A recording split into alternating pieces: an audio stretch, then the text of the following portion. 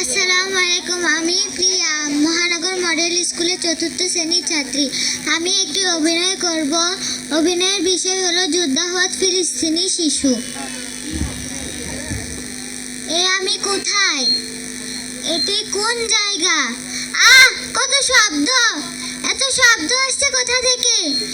লাশ লাশ নিয়ে যাচ্ছে কেন ওরা? মা, বাবা, তোমরা কোথায়? রক্ত রক্ত এসেছে কোথা থেকে? আমার খুব ভয় করছে। মা, বাবা, তোমরা কোথায়? আমার খুব ভয় করছে।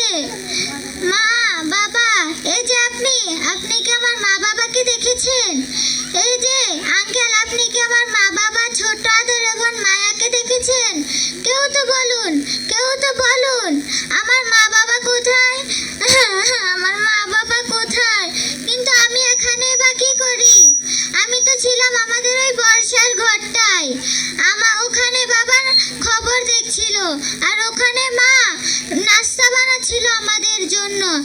আমি আর মা মেঝেতে বসে খেলছিলাম, কিন্তু হঠাৎ সব বদলে গেল। আমি আর মায়া ঘরেতে বসে খেলছিলাম আগডুম বাগডুম ঘোড়াডুম সাজে ঢাক ঢোল সাজুম। কিন্তু এমন সময় শব্দ বিকট শব্দ। তারপর আমার আর কিছু মনে নেই। ওটা আমার বোন মায়া না? মায়া, ওঠ বোন। না, ও আবার মায়া হতে যাবে কেন? ওটা আমার মায়ের আঁচল না? মা, ওঠো, বাবা, মা, ওঠো, কেউ কথা বলো। বোন, আমরা আবার পড়ালেখা করব, আবার একসাথে কোরআন পড়বো, আবার ঘুরতে যাব। উঠে না কেন সবাই? আল্লাহ, আমার মা আবার যে অবস্থা করেছে তাদের তুমি বিচার করো।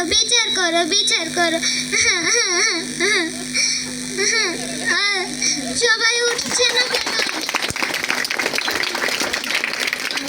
আসসালামু আলাইকুম।